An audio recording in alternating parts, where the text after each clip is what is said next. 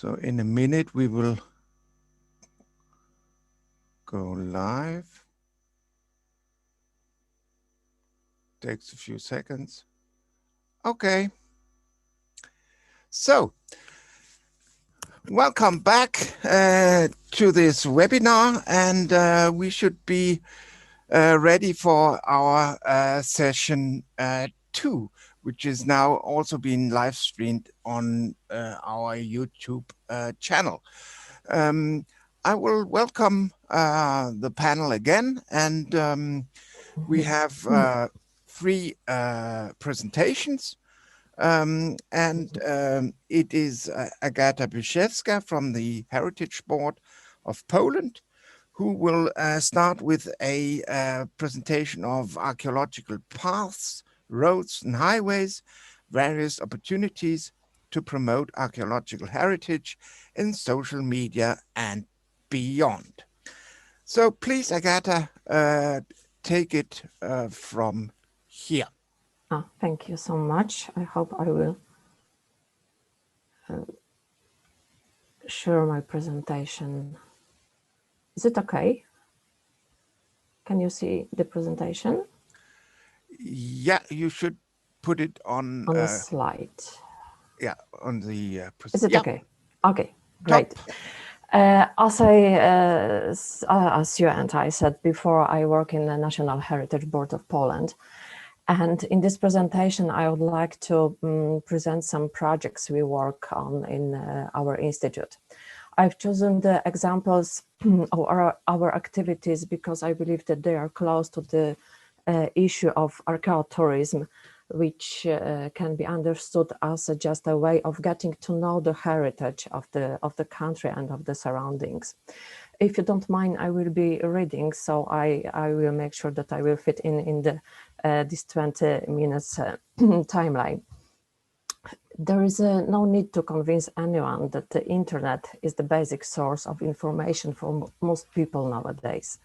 Since the development of social media, it has also become a basic platform for people-to-people contacts. The combination of these two aspects of life allows to use the power of internet and social media to promote and popularize archaeological heritage. But like everything, the use of internet and social media had its pros and cons. On the one hand, the internet is easily accessible, fast, non-committal, cheap. On the other hand, among the millions of websites about archaeology, there are many that provide information in an untested way, more of the sensational character. So if the internet is used as a source of information, as a way to connect and share information, and as one of the educational tools, then we should make sure that the information is transmitted in a reliable and scientifically proven way. At the same time, it must be sufficiently attractive and understandable for a very diverse audience. The social media should be just, I think, a way leading people to the direct contact to the heritage, to the monuments. The interest in monuments and archaeology is visible in the development of so-called historical archaeological tourism. But not only, people are becoming more and more aware and interested in the local history and monuments in the nearest surroundings. Of course, the most popular places can be quickly found on the internet, but many monuments, especially these archaeological ones, are not widely known. In order to meet this social interest, a National Heritage Board of Poland has developed a web portal which provides information about monuments in, I believe, attractive and modern way. It's called zabytek.pl. Zabytek, it's a monument in Polish. In this portal, users have access to information about more than 80,000 monuments, which can be grouped in any way according to tourist interest and needs. Using the Google Maps mechanism, the users can easily identify all the objects, find their way to the monument using a mobile device. This service, also available in a mobile version, I believe is an example of compatibility between analog and digital tools, popularizing knowledge about heritage and learning about it in a sustainable way. It creates awareness about the needs of protection of archaeological heritage while having a direct access to it. All monuments presented in this portal are entered in the Register of Monuments and are legally protected on the basis of the Act on Protection and Care of Monuments. How does it work? How does it look like? The whole collection is divided into several chapters. So we have monuments in the area chapter, where by giving your location, you can get information about monuments in your neighborhood, and choosing, for example, one of them, you go to the direct description of this object, its chronology, its history. You can find the pictures. Sometimes there are films. The form of protection. So the basic information it's ready. There is also the chapter called Tours, where you have which contains ready-made tour suggestions. You choose just area, duration, you can choose the mode of transport, and you get a ready tour. Or you can also create your own tour and then publish, describe it and publish it in the portal. So other people can use your experience. Next possibility is to see the monuments 3D view. Because in this gallery of the portal, there is next to films, photographs, maps, and descriptions, there are 3D objects in the form of mesh grid models, which shows the simplified body of the building and the photorealistic texture of the external surfaces. So actually, you literally can look at the object from very different sides. We have also a collection of point clouds registered as a result of laser scanning, which means that the space is recorded with a resolution of up to 5 millimeters and giving a precise, composed of billions of points, virtual model. This service the service user can use also the Cumulus application. This is a solution developed on behalf of National Heritage Board of Poland that enables browsing and working on point clouds in an ordinary web browser. The basic functions of the application allows to maneuver the view of the cloud, rotate, zoom, determine the pivot points of the view, define a perpendicular or perspective view, and save the effects. Thanks to the monument point cloud view, there is an opportunity to disassemble each monument on the first factors and to look at its construction and structure. So far, we've prepared, and they are available, 43 point clouds, 27 mesh models, and 130 CAD inventory drawings. We are still working on the next ones. The portal's resources include also 77 films promoting the most extraordinary places, monuments in Poland. The functional search tool allows for precise browsing of resources, so they can be grouped by thematic categories. You can search by a function, by owner names, by administrative affiliation, and narrowing the search to select time intervals. You can do that using the timeline. So you can narrow down the chronological framework and search for archaeological monuments, for example, from Bronze Age, and then you can choose also an area and you go to the direct description of the exact place you want to look at. An interesting option, if you are someone is interested in some kind of monuments, is a chapter collections. where you can find ready-made collections of monuments related thematically or chronologically or territorially to each other. For example, we can choose shaft kilns for calcination of limestone, and we will have all these kind of objects in the area we are interested in. This what I like in this portal is that the users are not only a passive recipients of information. The involvement of portal is not limited just to the planning of excursions. Everyone can influence it by adding additional information, photos, or completely new objects. There is also, which I think is very important for authorities, is possibility to react. One may use the mechanism of reporting directly to the conservator of various threats related to monuments. You can select the type threat, add a description and photos. And the information goes directly, automatically to appropriate local conservator, which allows to respond faster to the potential threats. This portal is interesting, which proves that we have something like around 50,000 users per year.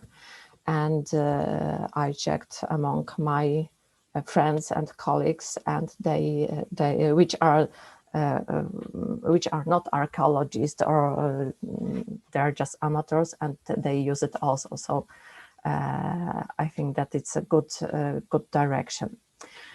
One of the next project I want to tell you about is a project which is carried out for several years. It started under the name Volunteering for Heritage. Now it has changed its name for Together for Heritage.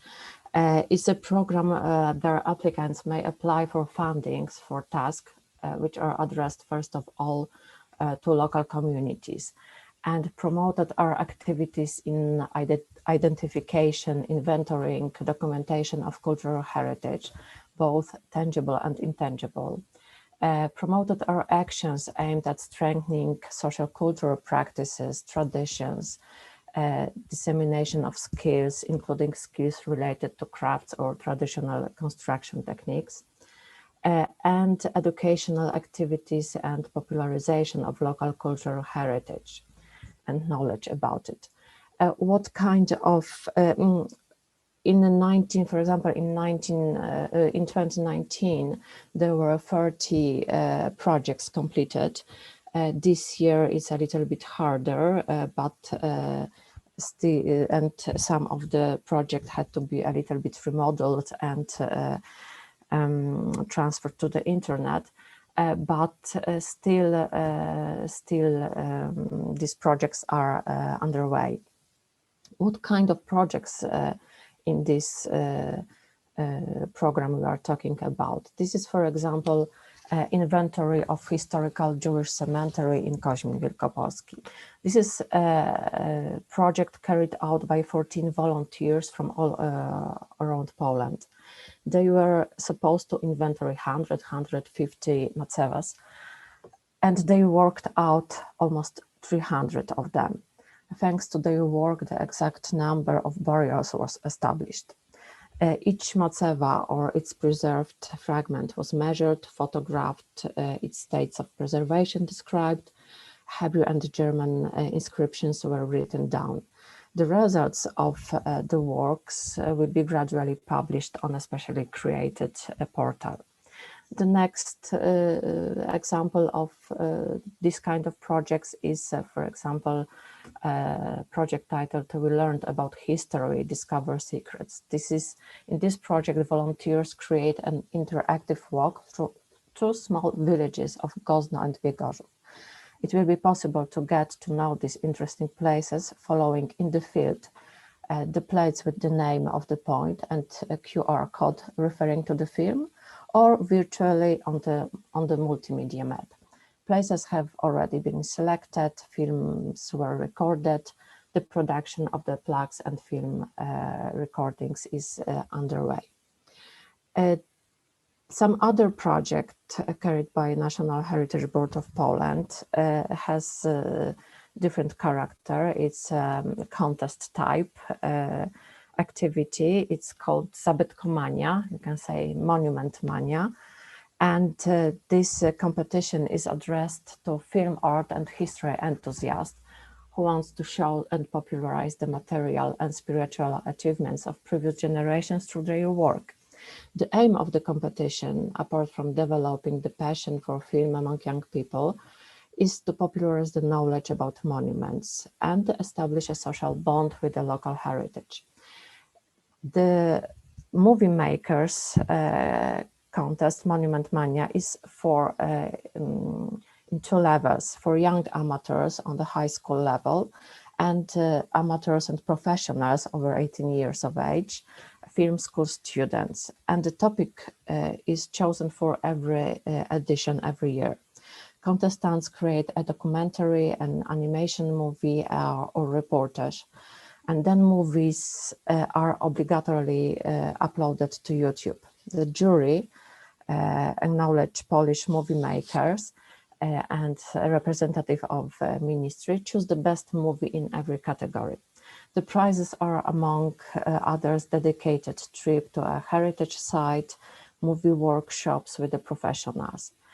As you can here see, the objectives of this initiative is to support the youngsters' education through active and personal practice of heritage in creative way, the promotion of heritage using media tools, and building awareness of heritage among young people.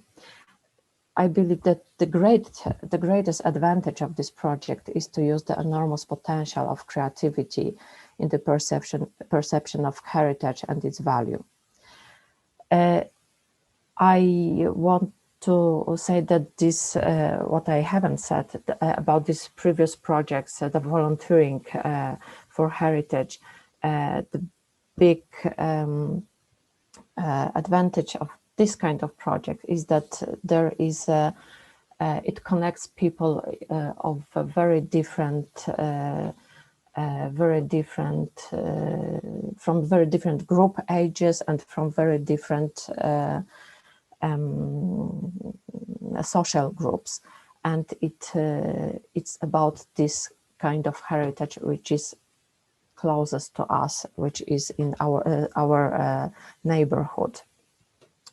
Summarizing, I believe that social media are extremely important tool in creating social awareness, what heritage is, what its value, and why and how to protect it, because we should, as Björn had in his presentation, that the heritage is to get to know it, to use it, and protect it. And in my opinion, the experience so far shows that it's very important is to give a reliable, truthful information, which is based on scientific research and not on literary fiction. And here the example is in Poland, we have a huge problem with the people who are searching or looking for artifacts with the metal detectors. Some of them, they do it for financial reasons, which is of course illegal. But there is a huge group of these people who are looking for artifacts, and they believe that they are doing right thing, that they are helping archaeologists. And this is what they are doing. They are just destroying the sites, and their knowledge comes from these sources which are not proper ones. And the next conclusion I have is that activities in social media should be a motivation to take action in the field. They cannot be just limited to the virtual world. They should encourage, indicate possibilities of direct contact with the monuments, and help also finding people with a similar interest. Then we can be sure that everything we do in the internet is effective and really inspiring people to active direct contact with the heritage. So it was all. Thank you so much for your attention. Thank you, Agatha, for your wonderful presentation. And I think, I mean, these are very, very important issues you have raised here. And also thank you for sticking to the time schedule with almost military precision. We are very happy for that. So do I. So am I. Yeah. So now, should anyone have a quick question or comment to Agatha? I mean, the issue of metal detecting, I mean, as you might know, let's say in Denmark, there is a more liberal policy, and the policy is to integrate metal detectorists in let's say in the professional work. So and there are many extremely skilled metal detectorists. So maybe also a cooperation could maybe also be a way to handle it. Yeah. Yes, we do have this kind of experience because there is some group of these detectorists who cooperate with archaeologists, and there are very interesting projects. But the problem is that the number of people using metal detector without permission is extremely big, because we are talking like something like almost 100,000 people. Whoa. And yeah, so this is the problem, and something like maybe 10% of them cooperates with the archaeologist and looks for artifacts having legal permission, so does it legally. The rest of them, they do that illegally.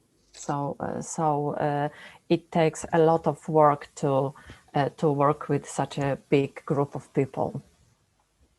Yeah, I can follow that. Now, time is running and we are approaching 12:10. So I would like to welcome Wenke Maderbacher. I hope I pronounce it correctly. Yes. Are you talking from home or from your workplace, Wenke? I'm talking to you from my workplace today, from the Moesgaard Museum in near Aarhus in Denmark. Okay, so we could almost wave to each other. We are sitting close together. Yeah.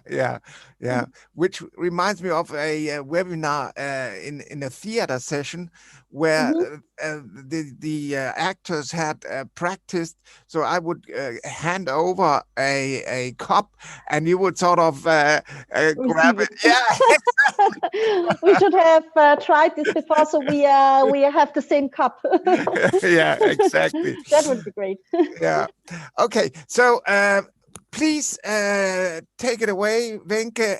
Looking forward to hear about interaction possibilities with the audience through social media. Yes, thank you very much. I will start to share my screen with you. 2 seconds. Share. Can you see the screen? Yes. Very good. Yeah, thank you very much for having me today. It's a great honor for me to be part of this international webinar.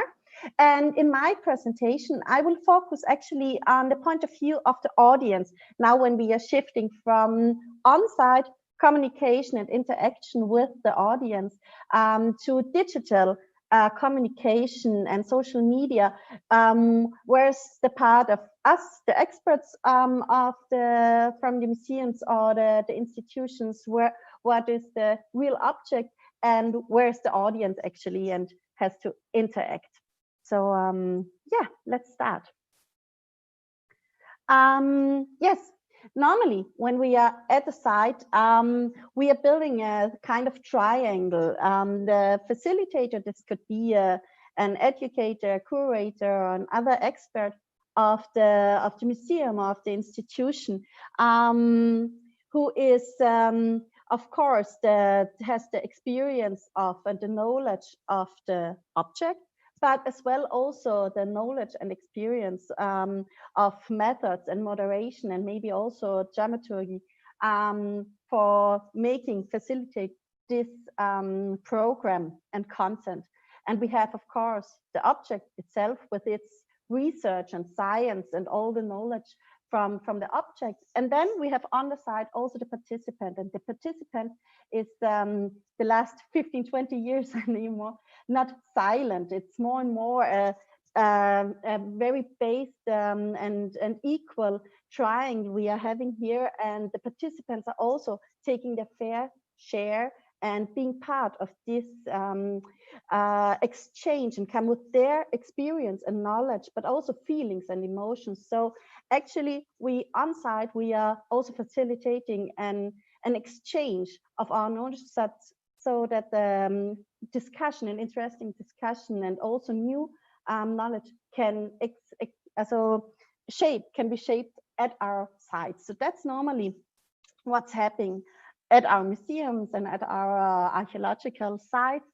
So there is a very tight connection between us. But now when we are going online, this connection gets disturbed. And it can be sometimes, now you can maybe see my mouse. So sometimes the facilitator and the object is still together and they can interact with each other. Sometimes we also can see some Zoom conferences or something where even the object is not clear to the person who is presenting it. But of course, always the participant is far away from both of them, the facilitator and the object. And so we have to really take a close look and take extra care on keeping this triangle balanced, and watch out that everybody can actually share their kind of knowledge and experience, and also that it is keeping it interesting, the kind of exchange. So as we also have heard before from Marie, we have to decide about our audience, because if the persons are coming to us, maybe at the archaeological site, at the museum, then we have a physical space and people of all ages and all backgrounds can come to us. But when we are going online, it's getting a bit more difficult. And I know, and there was also a very interesting ICOM conference from ICOM Germany about how we are reaching out to everybody, because often we are saying we want to reach all. Our program is for everybody, for all the people. But as I said, when we are going online, we of course have to take a closer look. Whom are we actually reaching, and how can we best find these people and make it easy for them to find us and to interact with us? So one of the most common approaches is to looking at the age groups, because we can say some habits and hobbies, they are typical for each of these generations on how they are using it. So this is just from, now I have to look, from starting of 2019, but I'm nearly sure now that through the pandemic here in 2020, we have even more seniors and baby boomers and silents who actually own a smartphone or own a tablet. We could see this in our own family, that we are digital, getting more and more. Also the grandparents, so involving them. So who is actually using these tools and devices, but also what are they using these devices for.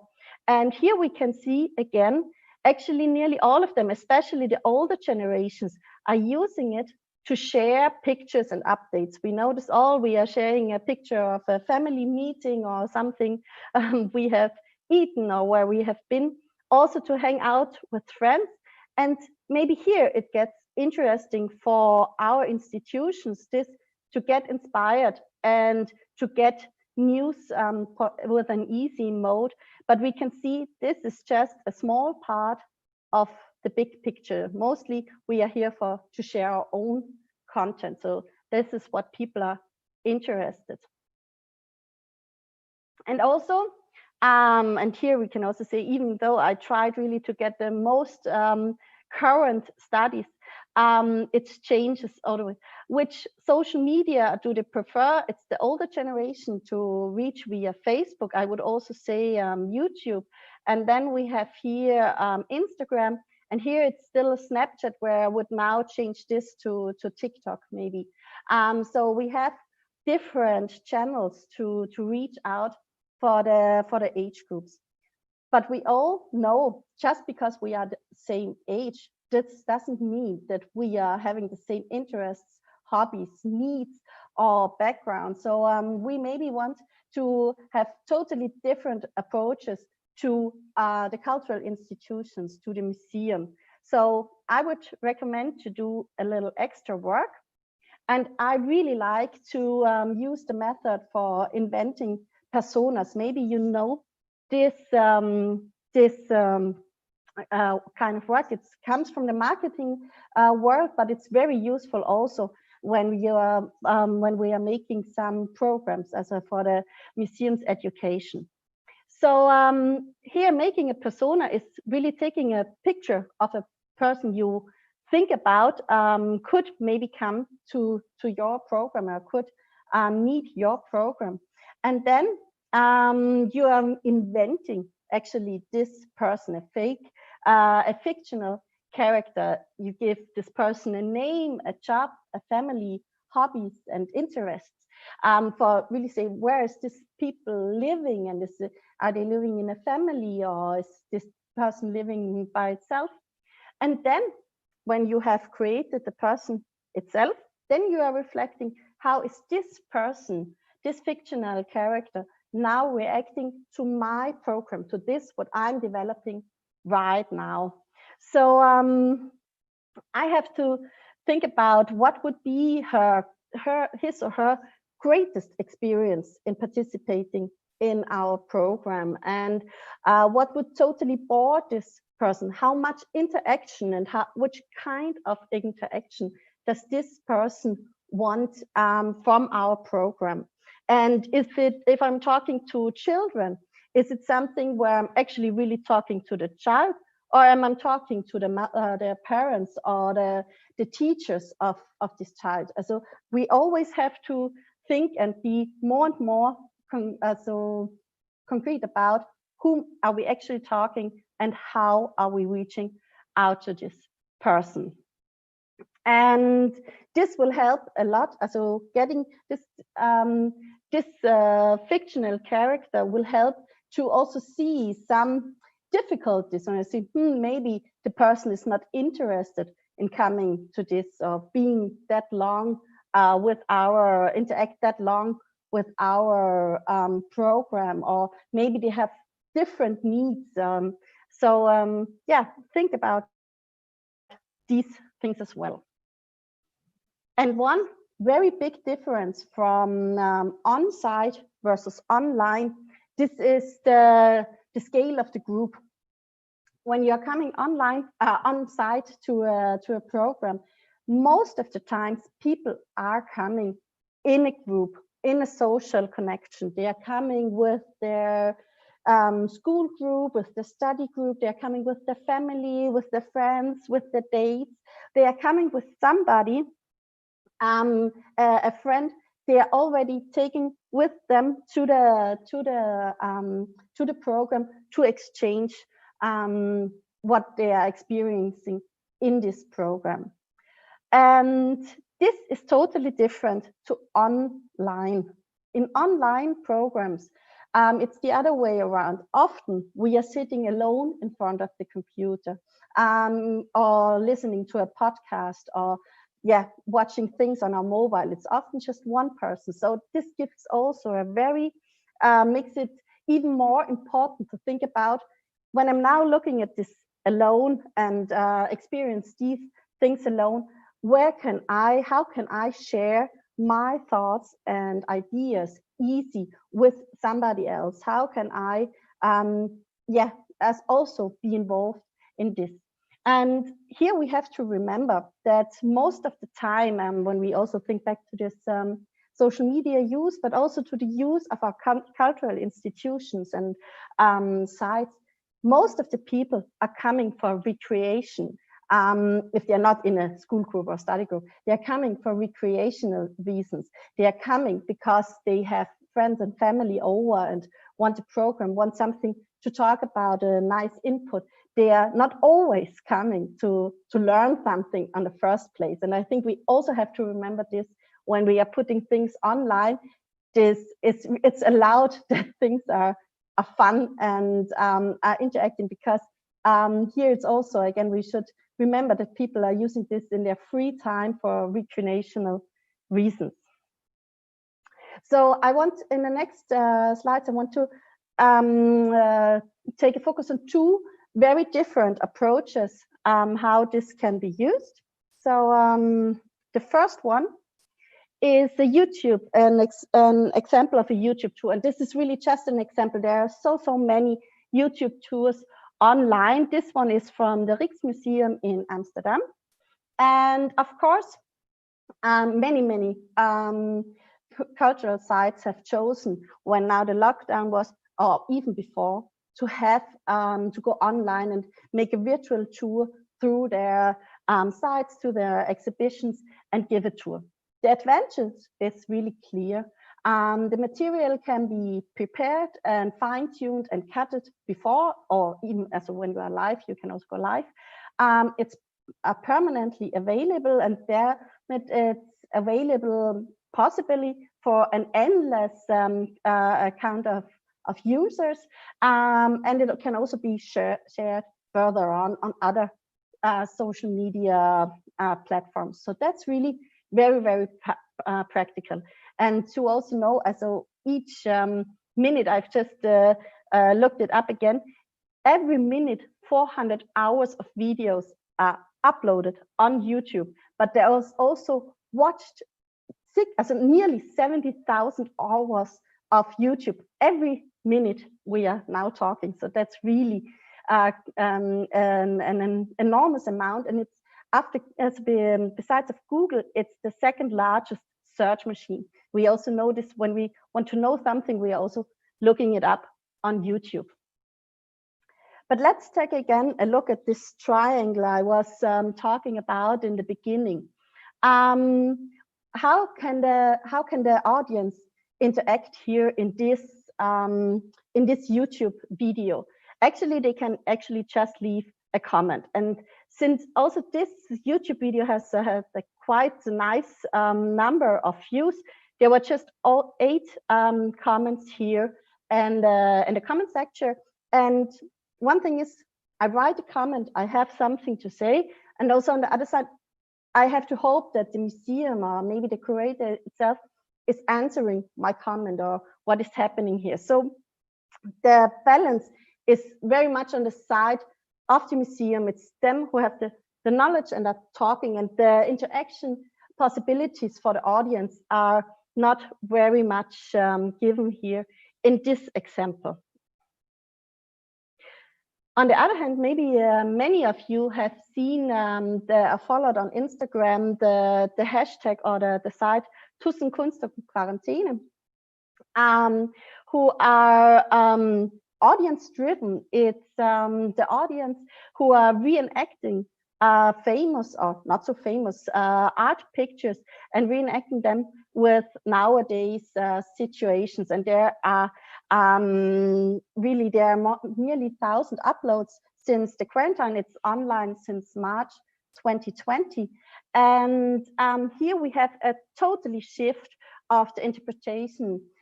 It's not the museum, not the curator, not an educator who is curating this, all this content. It's the persons, the audience itself who are making these content and then uploading it and discussing it. And what does this do again? When the next time when we are walking through a museum and we maybe see the original picture of this, we will maybe remember this one and have again these emotions. And also a lot of the persons have taken the content to a nowadays matter. There's a lot of pictures who involve toilet rolls or pasta, things from the pandemic. They have made a joke also with this, but of course, also the people who have put this here in a new scene, they have taken a really close look at the original and trying to reenact it. But also we are getting more and more details of the original picture and looking at the picture in a different matter. But these are just two examples of many, many more, because there are really a lot of different tools and platforms we can choose from to create our content. But what we have to always to focus is that we have also not just the experience of the science of the content, we have also the experience of the methods, and think about the audience who is now who are now sitting at home and want to interact with us, and how are we giving them a possibility to interact with us and be part of the content and share their ideas. So with this message in mind, I'm looking forward to see even more online content from all of us online. It's really so interesting to see what is happening online. And I say thank you for watching now. Yeah, thank you very much, Wenke, for this inspiring presentation. Now, I can see that as your predecessor, you have kept extremely precisely on time, which Very good.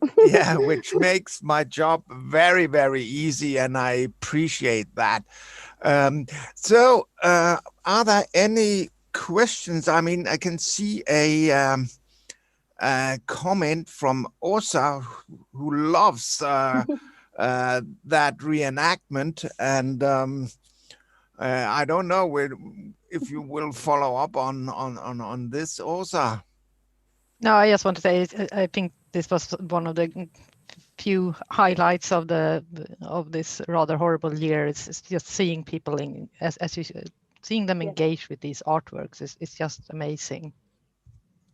Yes, that was very exciting. We have also in our museum one of the most famous pieces is Grau bei Lemmen, one of the oldest Mose corpse, and we have also some recreations where people are lying just like him. So that's really funny. Yeah, it's a bog body. Yeah. Yeah, and I think I have a suggestion for you, Yes. Wenke. Just a second. Yes.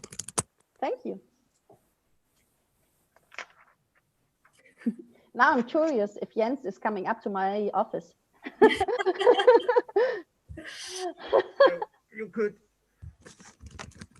You could make a bog body I love it. face mask. Oh, I love it very much. That's really great. I will say to our shop, and we can also think about it in the education department. That's really great. That's super. That's a good idea. Now, yeah, it's a bit complicated with all these. Yeah, technical. Yeah, with these things. So, yeah, if there are not any more comments right now. I will thank you, Wenke, and then Joanna Tabaka. Sorry for the misspell in the program. I think we have corrected it now. So please take it from. Hello, can you hear me? Everything's fine? Okay, Wenke, thank you very much because you used already the things I wanted to talk about. So I will enhance your message. I'm sorry. No problem. It's always like that. You know how it is in conferences when there is similar subjects. Of course. Okay, so I will start. It's my first presentation in English ever, so excuse if I will be stuck or something. Thank you for being open for my mistakes. This mysterious title that I used will be explained later on. I will put the clock on so we'll know when to stop to talk, because I like to talk too much sometimes, so maybe it will extend. Okay, hello. So if you can see here that I will use a lot of Polish content. So it's very funny because usually I use English content during Polish conferences and I have to translate. So now I will translate from Polish. That's a very weird situation. Here is a meme. I hope you know what memes is or are. Online conferences are like spiritualist sessions. Grażyna, it's like typical Polish names. It's Grażyna, are you there? Say something, you can hear us. Is there someone with us? We cannot see you, can you hear us? So I think we can all relate to that even during like pre-presentation for this, pre-meeting for this conference. Some time ago, like in June, I was doing a webinar on how institutions can be how they can go online and different ways in which then they can. So because I like to know what people who will watch my webinar think, I did an online questions. And I asked a first question: how art institutions were using potential of internet before the pandemic? And you see that not so much. Like the average answer is 2.5. So the potential of internet wasn't used properly. And I asked then for what the internet was used mostly. And this is some of the answers. You can see that what dominating here is Facebook promotion of the events, informing of the events, etc., etc. So social media were used mostly as like a wall to throw in, hey, we'll be doing this, we'll be doing that, etc., etc. Of course, there's databases that were shown here today, like zapytak.pl and other databases that, of course, we can show off online. But mostly, as we see, internet was used before pandemic as a means of communication of our program. So I asked again this group, was there a situation you wanted to participate in a cultural event, but you couldn't, and online access would solve that issue? I don't know how about you, but whenever I saw an event I couldn't participate, the first question was there like, will it be recorded? Will it be recorded? Can I see it later? And most of all, the answer was, unfortunately, no. So thank God, pandemic, of course, it's a horrible state we're in now, but I like to look at the positives. Here, the answer is the blue one. Most of the people said yes. So they couldn't participate. If they couldn't participate, the video or the sound would solve the issue of not being there. Okay, and the last question is very like the following. To rate again on scale from 1 to 5, how art institutions are using internet potential now during the pandemic. Can you see the shift? Can you see the shift from 2.5 to 4 average? It's amazing. It's like we're like kind of asleep, like we didn't see what's in front of us. We had the tools, but we didn't have the motivation or the situation or the situation that would put us in this situation, the pandemic, to motivate us to use the internet differently. So you can see a very big shift from audience on site in your buildings that can afford to go to you, afford meaning money-wise, but not only, like transport-wise, or being handicapped, or taking care of somebody elderly, or children, or being excluded by transport. So there's so like big audience there, potential audience, that was not possible to reach right now. And so now we shifted to greater, even international audiences with easier access. I talked with many art institutions, and it turns out that Polish people living all around the world, they're using, for example, like child content, because their children finally could hear some Polish or participate in Polish culture events that they couldn't before. So it's amazing shift and a potential that nobody could saw before on this scale. From one-time not registered events to event streaming and a video left for eternity. How many times did we do a project that it's only like show on site, not recorded? It's such a waste, It shows that culture is very ephemeric. That's not very ecological and sustainable, I think. So for the sake of people using the content further on, it's amazing that now we have access to all the things that were produced. It's like reusability of this kind of things, from promoting program in social media to creating program online. We stopped thinking about internet as like this big bag that we throw in, oh, come visit us, come see this, etc., etc., etc. But we started to think how to use the tools to create content actively. For example, I do workshops with people who work in art institutions about audience development. And I had to shift completely to learn how to do it online, to get them engaged, not to get them tired, to be all the time like attention, on. And that I needed time to learn that. And I think we all, like it was shown here, I will talk about this tours and how they are not exactly the thing that the audience wants, except of course the top institutions probably. From only indoors activities to using potential of institutions' green areas. Oh my God, so many institutions had such a wonderful, beautiful areas that they never used. And sometimes during the summer, I saw that everybody had to go in and there was such beautiful weather. And now, because of the pandemic, people feel more safe outside. And that's a wonderful thing that happened for me.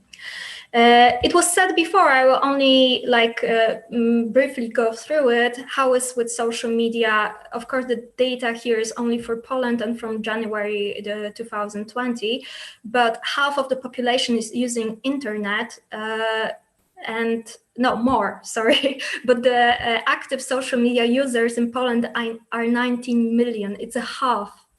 It's a lot. And it increases every year, as it was said before by Wenka. So from the last year to this year, it's almost 8%, almost 1.5 million. That's amazing. And 97% of the people using social media via a mobile phone. So it's also important to create content that is visible and accessible from our phones, not only the desktop. What else? The dominating social media in Poland is YouTube, Facebook, Messenger, Instagram. As I agree with Wanka that probably now the Snapchat is going down and TikTok is going up. As we can see here, this is worldwide downloads in September. You see TikTok is on the first place and Google Play and App Store. Zoom, who was thinking about Zoom like, I don't know, half a year ago? I didn't know this app and didn't know how to use it. So it's amazing that the shift happened so fast. Okay, I will show you some ideas of how to create content online. And this is a meme created by a group of museum workers, which is a Facebook page. Nobody knows who they are, but they create wonderful memes and very funny descriptions of their work with like big laughter. So they're amazing. But all of us in March, especially like in Poland, as I know, they felt a little bit like that. When you don't know anything about internet, but you had to start create online content. What happened? I call it, excuse my language, clean porn. There was in social media, there was a lot of pictures, slow-mo videos of cleaning doorknobs and, showing all the sanitary regime you have to go through to participate in something that is happening. I admired the small library in small town that created the whole video of how you can return a book. And there's people from the library, women from the library, they are cleaning the person and the books with different kind of items. It's very, very funny.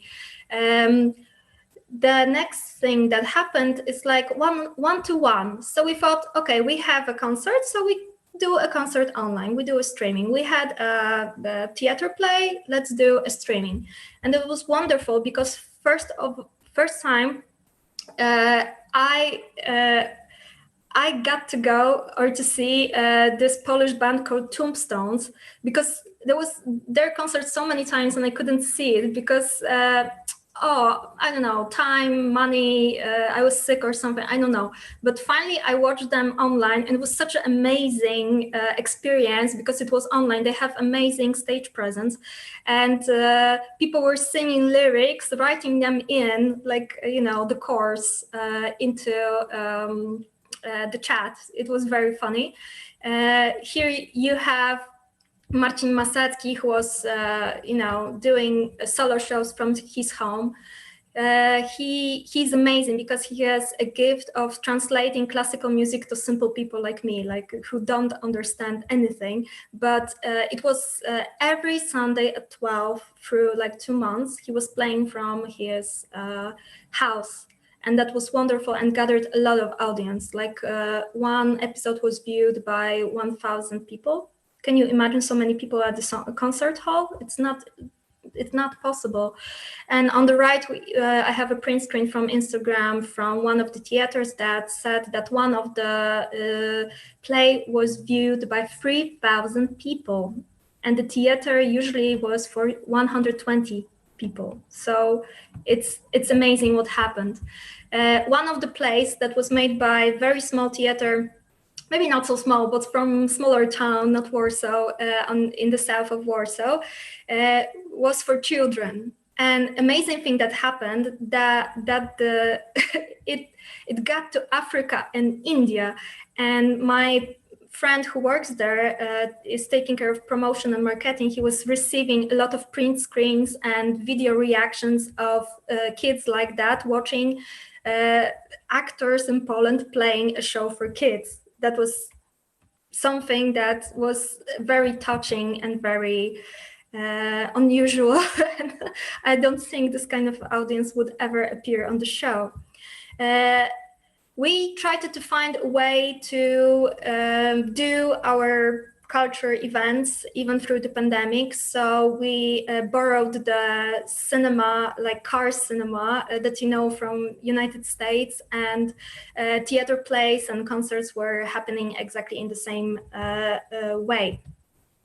What touched me really a lot was that the cultural institutions in Poland really wanted to do something for the audience to help them exactly deliver what they needed.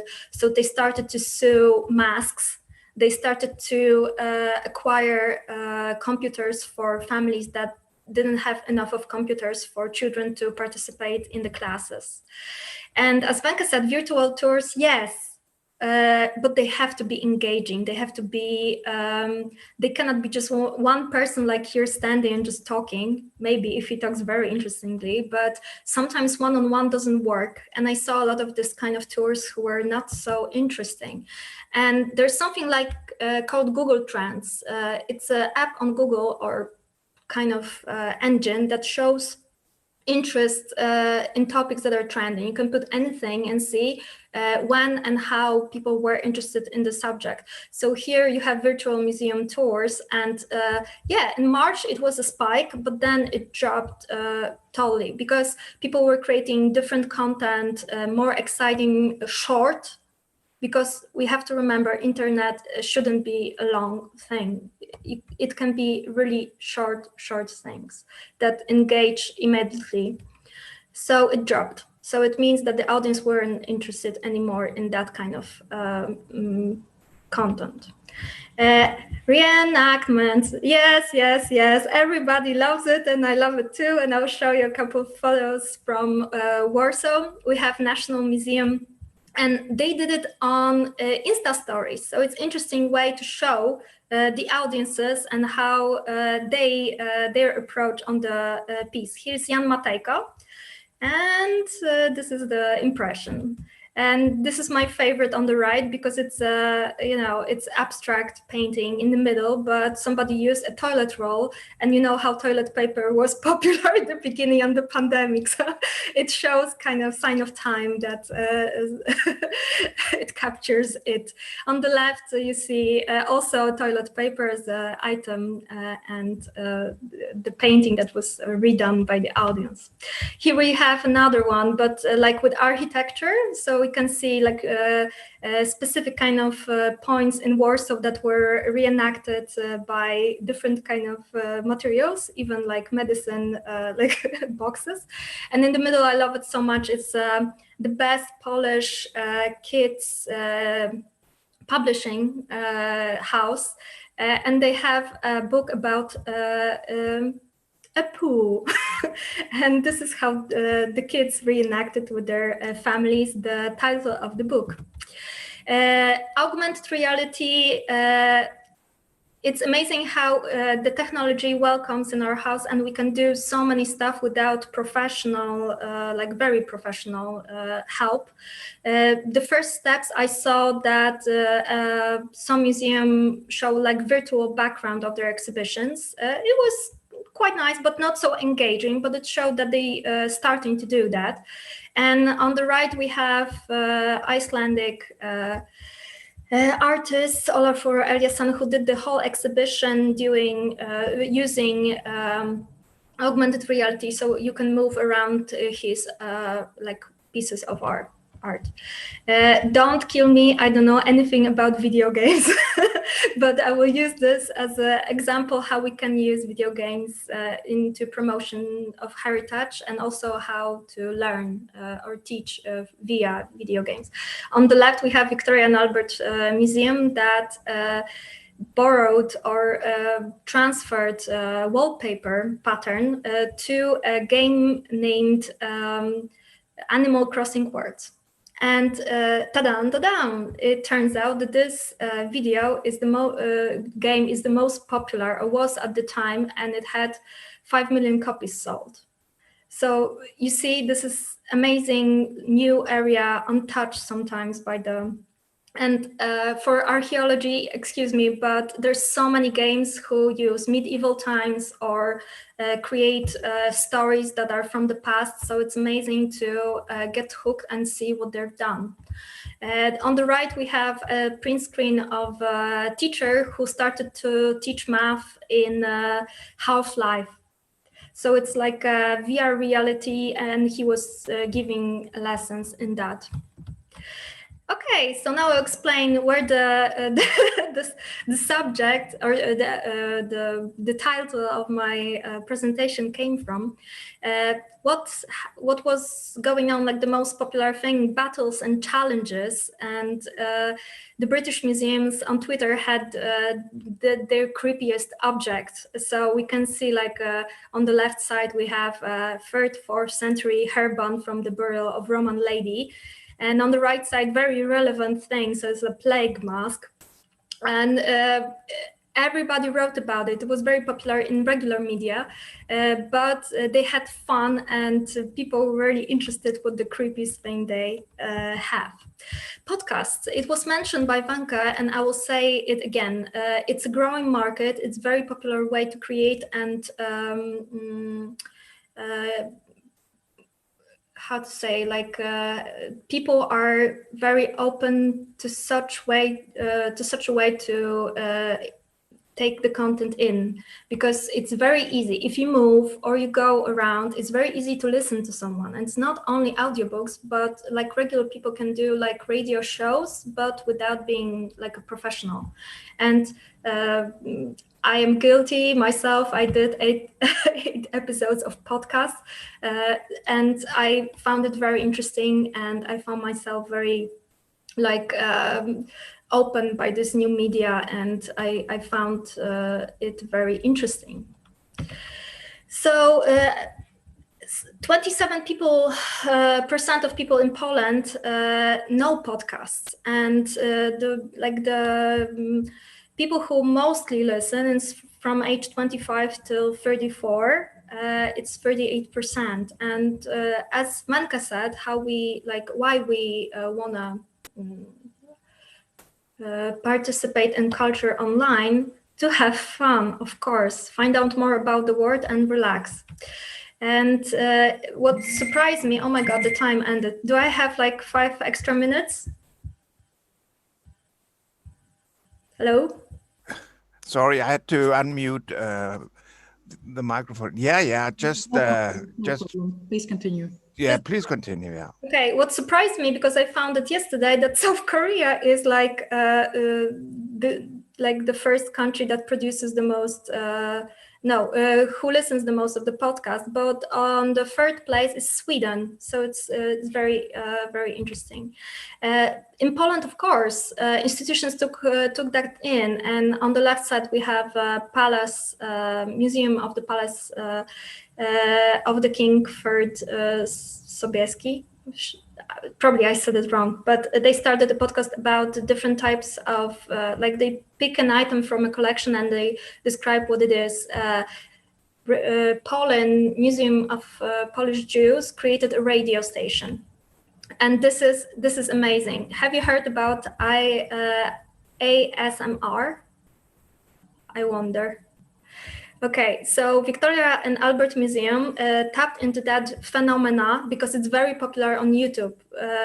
I recommend YouTube because I love a lot of YouTubers and I watch it constantly, and you can learn new skills and ways to deliver, like to show your content.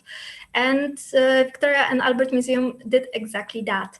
So you have very sensitive microphone and you record a touching of an item or speaking, and that makes you tingle, like your scalp and your, it sounds weird, but believe me, the market for that is huge. For some people, it helps with depression, gets them better to sleep and to relax. And if you can, after this webinar, please check ASMR, Victoria and Albert Museum, and hear how the Charlie Chaplin hat is sounding. So using of sound, like podcasts and this, is very interesting way to think about creating content about your program. And yeah, this is the definition of ASMR. And I wanted to show you, in 2008, it was 30 million videos published on YouTube. So it's a very big market. Yeah, I have very particular set of skills. If you know this movie, it's Liam Neeson from Taken. Learning and teaching skills. People during pandemic being closed, they wanted to learn new things. Finally, they got the time to learn something new. And on the left side, we have like classes on singing, like this white sing. And on the right, we have statistics from one institution that they created ukulele course, and they had 400 people who wanted to attend. It's amazing. It wasn't, these numbers would never happened. And In the middle, you have, again, Victoria and Albert Museum, who I strongly recommend to follow on social media because they do amazing stuff. It's like how to do embroidery from their collection. This is one of the ideas that probably would more connect to you. Culture and nature, how to cook like a Slavic people did in past times. So all the culinary stuff also very much connected, because during pandemic, I had, like, I don't know if you, but I made my first bread. I made my first bread. my first bread. So people want to do things from the scratch, and they because if they're interested in environmental issues, they want to see how it was done before. And I think archaeology has amazing I don't know, a power here, because I could ask archaeologists in 2,000 years what they would find about our time, probably a lot of garbage. So it's very fun.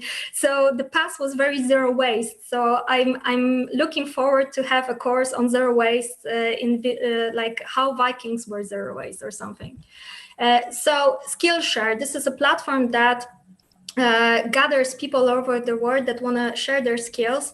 And look, in 2012, it started, but it has already 7 million users. So teaching people one-on-one something, this is what people want. This is what audience want. And as I said, follow YouTubers. And this is exactly what I like. It's experts watching movies and talking about the movies, how they're accurate with reality. And we have here like print screens of two archaeologists breaking down like treasure hunting scenes in movies, or Tomb Raider and Indiana Jones. So tapping into that is very interesting, because you love to hear experts like pointing out the mistakes in the movie. No, that sword wasn't used till this century, etc., etc. So being like knowing what trends are and what kind of movies or pop culture is doing. Like we have on the left, we have Netflix, Barbarians, and Vikings, and I saw that. Archeologia Żywa posted on their Facebook. Have you seen this movie already? Like the Barbarians, what do you think about it? And this is exactly what you should do right now. In Poland, there are populars like, in States, I know book clubs, but we have film clubs. So watching a movie or rewatching with experts, it's an amazing way to get to know more things about. Recommending somebody else's content. So we have big databases or something like Museum Guggenheim. So we can choose one object and talk about it woven in our story.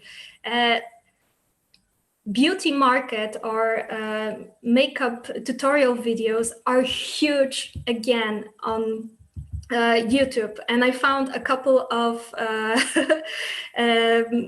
examples to show you that, look, the first one has 25,000 views. And I know that art institutions also did it, like Rijksmuseum collected, produced like cosmetics, color cosmetics based upon the colors in the paintings.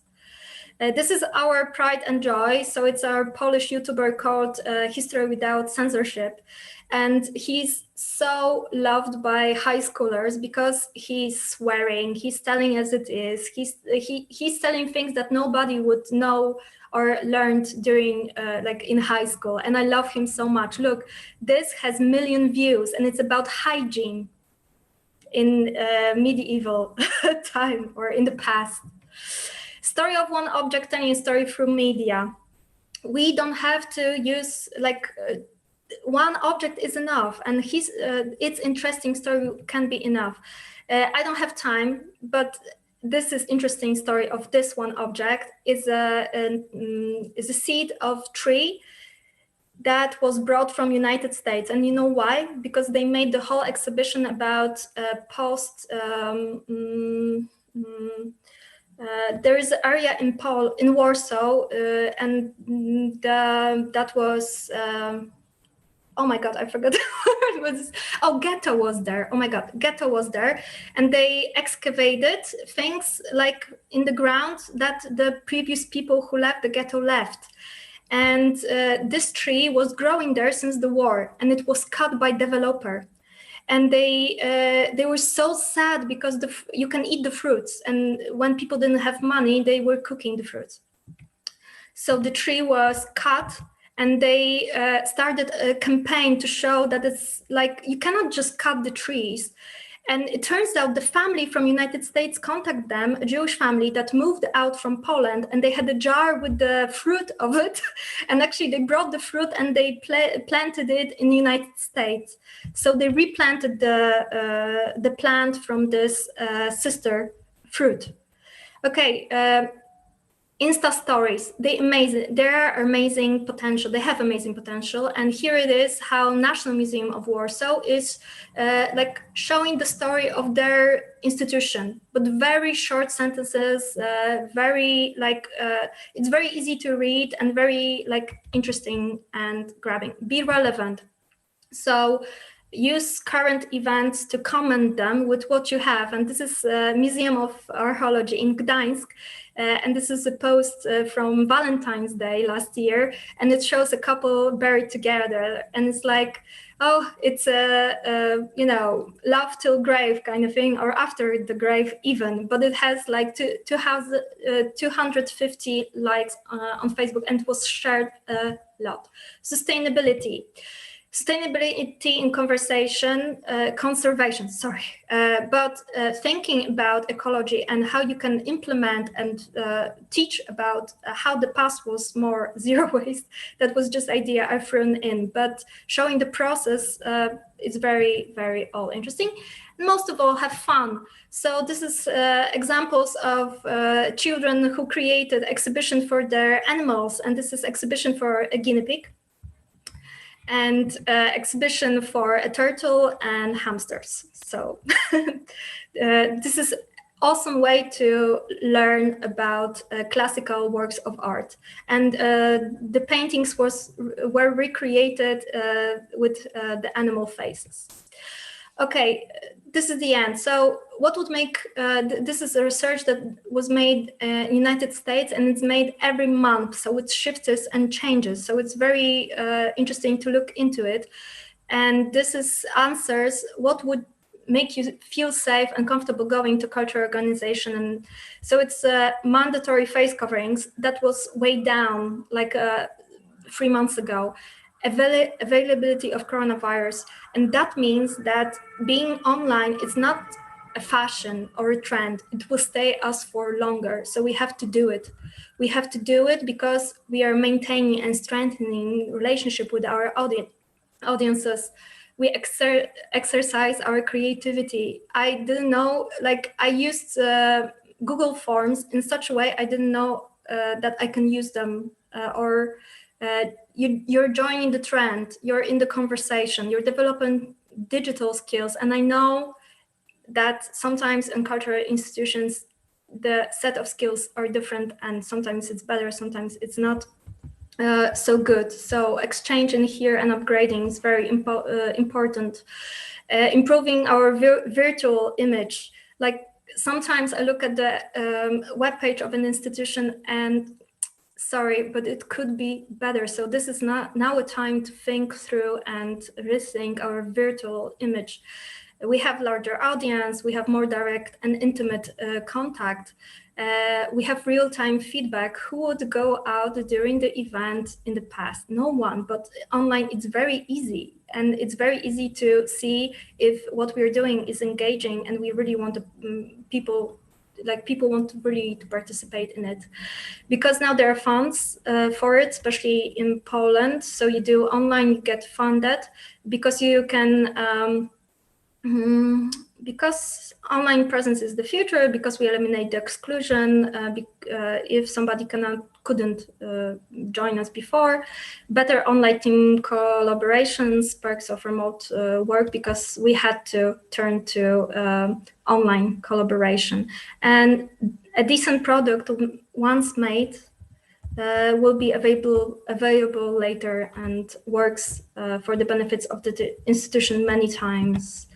Okay, the positives of this I showed you the positives, I talked about it, but we asked, that was the research made, and asked people that work in cultural institutions. And there is positives. They learned themselves a new set of skills. They had time to develop, learn, to take part in webinars. They could do things that there was no time before. Yeah.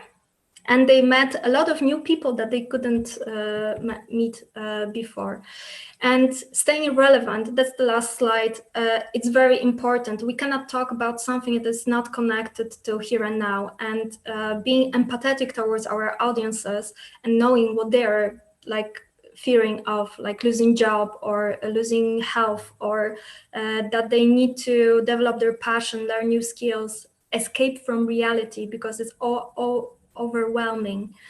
And during the defrosting times we had that we are not locked down, the microtourism and going local was very, very important because you couldn't go abroad. And suddenly that was exploding. Staying in green areas, recreation, learning to grow your own plants, vegetables, doing stuff from your from the scratch. Less consumerism, less spending, more like renewing things you have, and sense of security. Okay, so the only one last slide is that what is rising is that people consider museums credible source of information, and that shows us that they're counting on us. So we shouldn't let them down. Oh, and this is trends, Google Trends with archaeology. So you can see how it's trending in Google search. And what's interesting that Estonia is the country that Googles archaeology the most. Oh, that's the last slide. I promise. Archaeology it's autofiller. Like if you write anything on Google, it will autofill it according to what people search. And it's very interesting at the end, like, is archaeology dangerous? So this is what I'm leaving you with. Thank you very much. Yeah, thank you for 20 last slides and a very, very lively presentation. And now I don't really know, we could have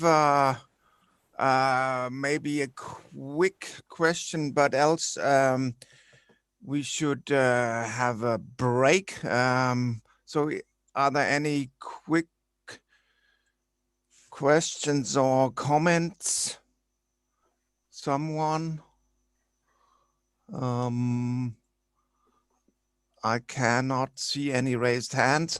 So, Joanna, thank you very much. And then we will, I'm sure, at the round table, which we will start at 1:45, will address many of the exciting topics you have been addressing. So I will say thank you to our live